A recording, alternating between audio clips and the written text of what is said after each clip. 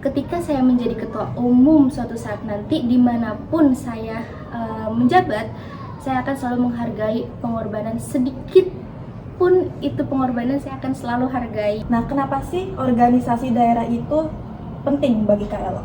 Ternyata di organisasi itu nggak hanya bermodalkan dengan keaktifan aja, tapi mungkin ada beberapa penilaian-penilaian lainnya yang saya sendiri nggak tahu. Permai Ayu itu sangat-sangat mengesankan karena di Permai Ayu saya menemukan cinta saya. Apalagi sebagai ketua SEMA yang merupakan organisasi legislatif paling tinggi di kampus. Indramayu emang udah punya mall? Udah, tapi itu ya Indramayu yang kalau di mallnya itu ngegelar tiker. Jadikanlah Indramayu sebagai alasan kalian hebat. Jangan pernah kalian merasa kecil, apalagi merasa minder. Walaupun kita dari kampung, dari Indramayu, tetapi kita jangan membatasi diri untuk tetap berprestasi.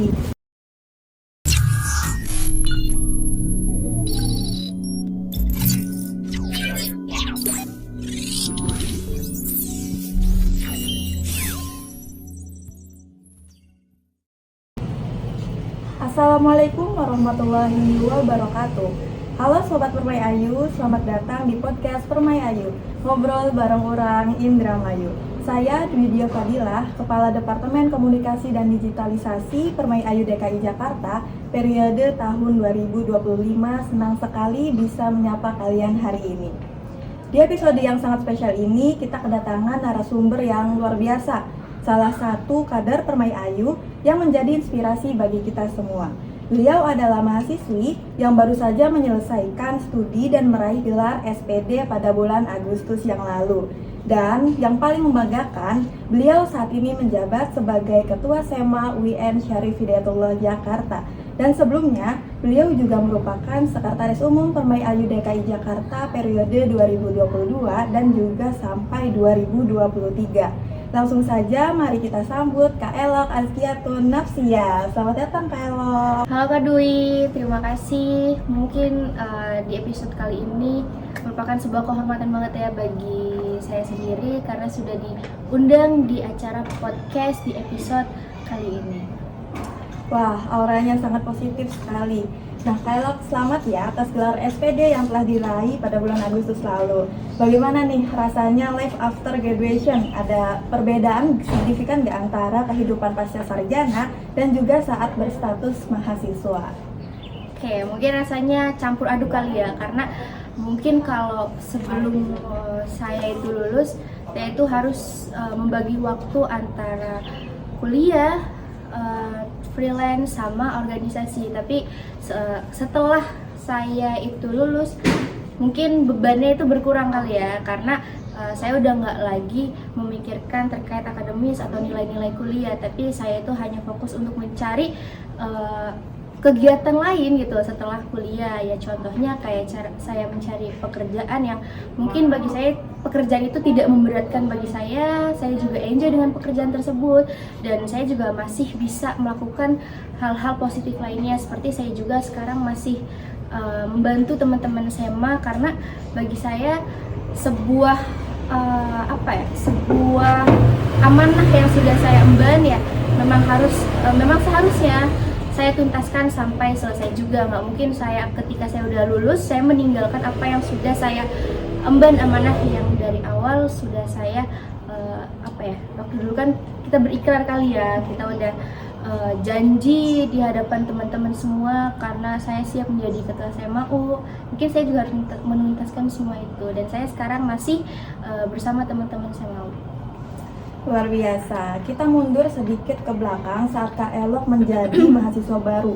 Di tengah banyaknya pilihan organisasi kampus yang sangat bergengsi, kakak ini memilih juga untuk aktif di Permai Ayu dan sampai menjadi sekretaris umum di organisasi primordial kita. Nah, kenapa sih organisasi daerah itu penting bagi Kak Elok?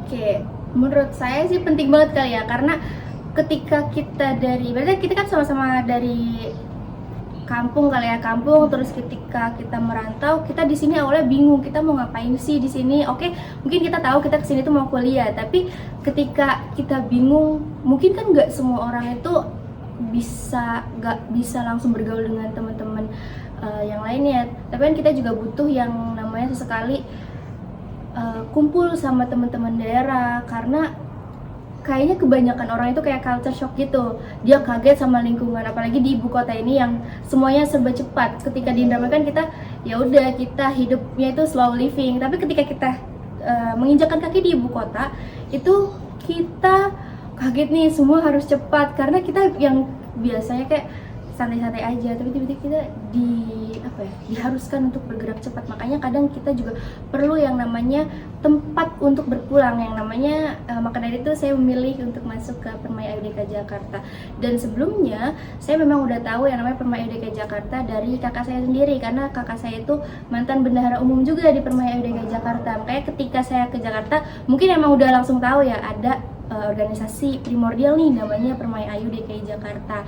Dan awalnya emang saya iseng-iseng doang, karena mungkin kalau dari saya pribadi emang udah terbiasa hidup di perantauan, karena dulu kan saya juga mondok gitu ya, pesantren 6 tahun, jadi ya lumayan gampang untuk bergaul. Tapi tetap aja sesekali kayak saya sendiri itu butuh yang namanya kumpul-kumpul bareng temen-temen satu perantauan, karena kan emang ketika kita pulang pun kita mau bergantung sama siapa?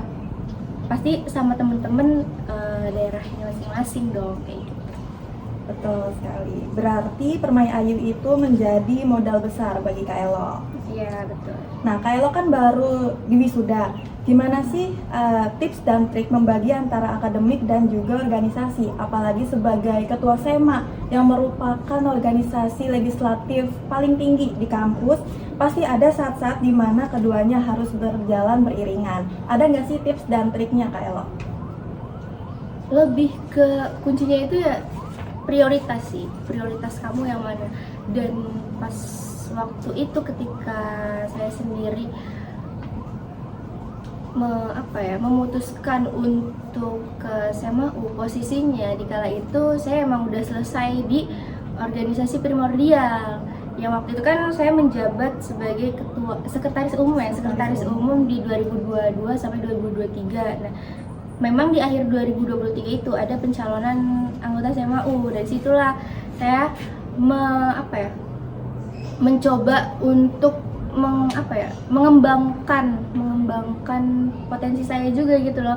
Oh, kayaknya setelah dari Permai Ayu itu kayaknya saya harus berkembang lagi, nggak cuma di situ-situ aja, karena emang saya sendiri itu aktifnya di primordial aja. Mungkin ada beberapa organisasi lain, tapi saya mungkin lebih aktif di primordial, di Permai Ayu sendiri. Makanya setelah saya udah memutuskan berhenti dari primordial, kayak saya harus melanjutkan keluar. Jadi ketika saya lulus itu nggak cuma temennya itu aja, tapi teman-teman saya itu di luar dari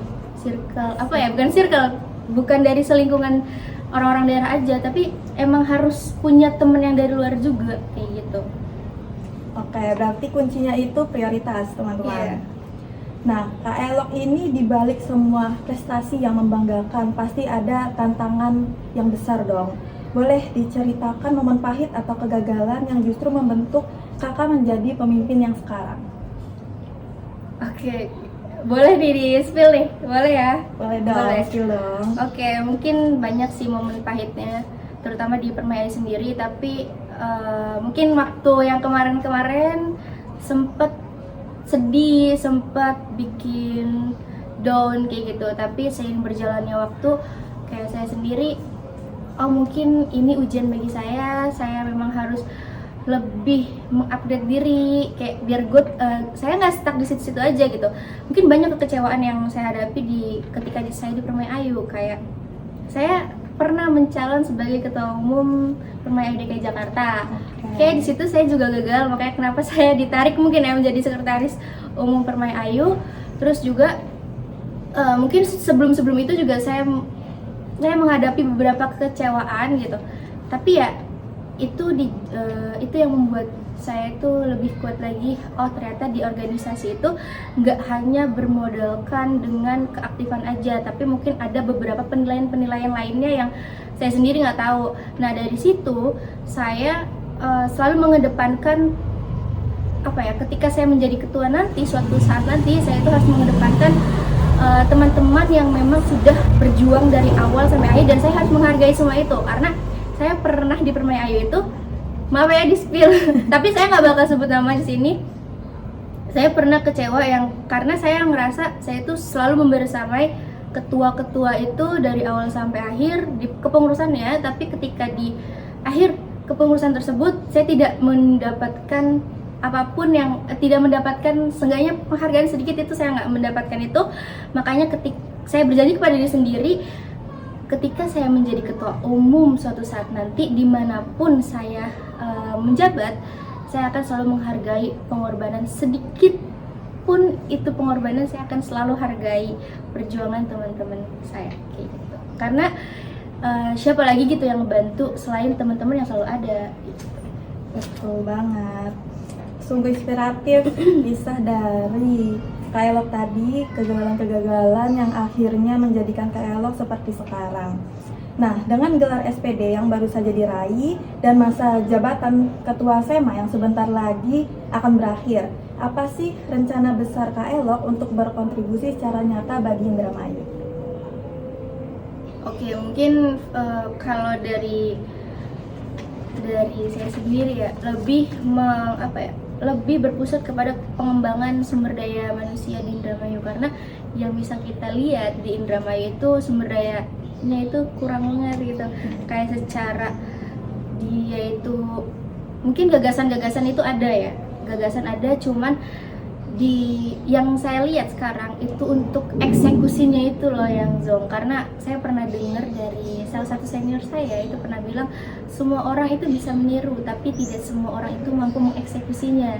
Nah, maka dari itu mungkin saya ketika suatu saat nanti pulang ke Indramayu sendiri, saya akan tidak hanya mengembangkan pikiran kreatif saya, tapi saya juga harus berani bertindak atau melakukan sebuah gebrakan baru atau inovasi baru untuk Indramayu yang lebih maju lagi. Karena kadang saya sendiri suka merasa tersinggung gitu loh ketika teman-teman yang ada di Jabodetabek itu kayak bilang, Indramayu emang udah punya mall? Udah, tapi itu ya Indramayu yang kalau di mallnya itu ngegelar tiker situ ya orang-orang dari sawah kayak gitu. Kayak jujur kayak malu, tapi ya emang kayak gitu. Mungkin dari situlah muncullah ide-ide atau gagasan baru untuk Indramayu ke depannya akan seperti apa. Berarti peningkatan secara sumber daya manusianya ya Kak Elok. Nah, salah satu proker di Permai Ayu itu ada nanti Permai Ayu Girls to School. Jadi kita itu nanti ke sekolah-sekolah untuk Permai Ayu itu bisa menjembatani antara mahasiswa-mahasiswa yang ingin berkuliah di Jabodetabek. Oke, terakhir Kak Elok, apa sih pesan kunci yang ingin Kakak sampaikan kepada seluruh kader Permai Ayu yang sedang berjuang di perantauan dan juga jauh dari keluarga? Oke, mungkin pesan saya untuk teman-teman adalah jadikanlah Indramayu sebagai alasan kalian hebat. Jangan pernah kalian merasa kecil, apalagi merasa minder karena kalian itu berasal dari kota yang sangat kecil atau daerah yang sangat kecil itu. Mungkin dari keterbatasan sumber daya alam tersebut justru membuat kita itu lebih berusaha keras untuk mencapai sesuatu yang kita inginkan. Dan mungkin dari perantauan ini adalah merupakan kesempatan emas bagi teman-teman semua untuk mencari jaringan, mencari pengalaman, mencari wawasan atau lain sebagainya, atau inovasi-inovasi baru yang mungkin bisa kita aplikasikan kepada daerah kita suatu saat nanti. Mungkin kayak gitu aja sih Kak Dwi kalau dari saya, karena mungkin banyak orang-orang itu minder karena saya dari daerah terpencil nih, kayak susah untuk berkembang. Justru dari tempat-tempat yang kecil itu kita itu bisa dari A, B, C, D kita bisa memberikan inovasi baru kepada daerah kita sendiri kayak gitu. Betul banget teman-teman, walaupun kita dari kampung, dari Indramayu, tetapi kita jangan membatasi diri untuk tetap berprestasi dan juga sampai kepada menjadi pemimpin seperti Kak Elok ini. Oke, sebagai penutup Kak Elok, saya mau tanya satu hal lagi. Apa sih arti Permai Ayu bagi pribadi seorang Elok? Permai Ayu itu sangat-sangat mengesankan karena di Permai Ayu saya menemukan cinta saya. Nggak cuma itu, karena di Permai Ayu itu juga kan saya sendiri menemukan teman-teman baru, teman-teman sharing.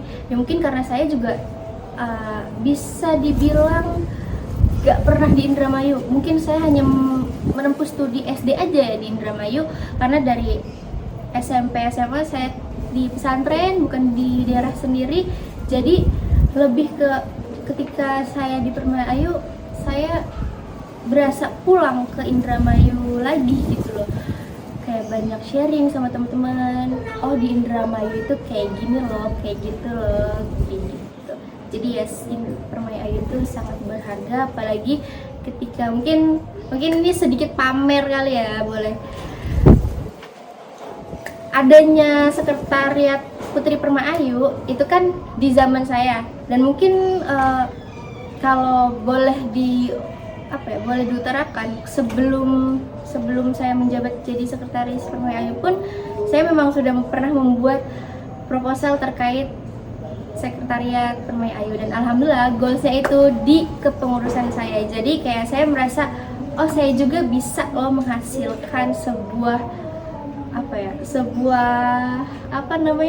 program, yaitu pengadaan sekretariat Putri Indramayu. Karena dari kemarin-kemarin kan, masa Indramayu yang berdayanya itu cuma laki-lakinya aja, tapi ternyata perempuannya juga bisa diberdayakan. Kayak pengadaan sekretariat Permai Ayu DKI Jakarta, sekretariat Putri Permai Ayu DKI Jakarta. Walaupun memang sekarang sifatnya atau statusnya masih menyewa kan, belum menjadi permanen. Dan insya Allah mungkin kedepannya di kepengurusan selanjutnya bisa lebih baik lagi, atau mungkin pindah tempat kali di tempat yang lebih layak, lebih nyaman, terus bisa menjadi permanen juga, itu mungkin lebih bagus lagi. Jangan seperti saya, mungkin kan kalau saya kan cuman menjadi ini juga kan, cuman menjadi sekretaris umum terus ketua SMA. Mungkin kalau teman-teman yang lain bisa jadi presiden kali ya, bisa jadi gubernur gitu loh, sebagai kader-kader Permai Ayu yang mungkin top sebenarnya kader-kader Permai Ayu. Cuman mungkin ya itu tadi, karena teman-teman Permai Ayu itu kadang suka membatasi diri, ruang lingkupnya ya pengennya karena udah nyaman di Permai Ayu, jadi mereka ya udah stuck di situ-situ aja. Jadi dia gak membuka diri atau mencari jaring yang lebih luas. Nah, itu pesan saya juga nih yang terakhir untuk teman-teman Permai Ayu, jangan pernah minder. Kalian itu prosesnya masih panjang. Jadi kalian tuh jangan cuma stuck di organisasi primordial aja, jangan di Permai Ayu aja. Permai Ayu emang penting, Permai Ayu butuh kalian, tapi kalian juga harus yang namanya upgrade lagi. Kalau kalian lingkungan di situ-situ aja, ya udah kalian nggak akan berkembang. Justru ketika kalian keluar dari Permai Ayu, bukan berarti meninggalkan ya. Ketika kalian mencari ilmu di organisasi lain, entah di ekstra A, B, C, D, mungkin saya nggak bisa sebutin nama-nama ekstranya. Nah, ilmu dari ekstra tersebut kalian bawa lah, taruh di Permai Ayu DKI Jakarta, yang mungkin nanti Permai Ayu bisa menjadi lebih wadah yang lebih baik lagi, kayak gitu. Catat guys pesan-pesan dari Kak Elok ini.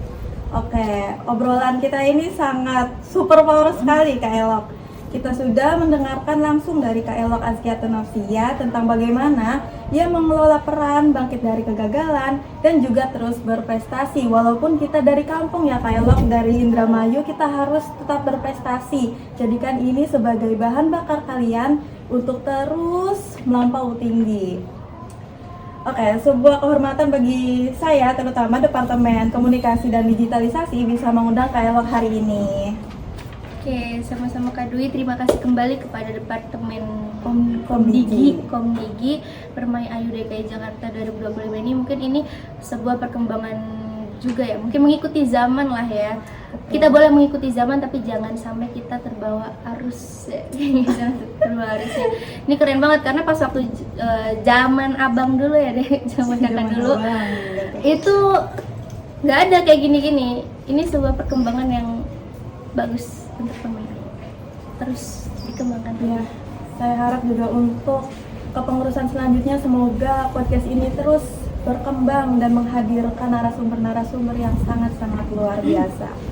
Baik Sobat Permai Ayu, kita sudah berada di penghujung episode kali ini. Jangan lupa ambil energi positifnya, catat pesan-pesan berbobot dari Kak Elok, dan aplikasikan dalam kehidupan berorganisasi kalian. Saya Widya Fadila selaku Kepala Departemen Komunikasi dan Digitalisasi pamit undur diri. Sampai jumpa di episode selanjutnya. Salam dari Permai Ayu. Wassalamualaikum warahmatullahi wabarakatuh. Waalaikumsalam warahmatullahi wabarakatuh.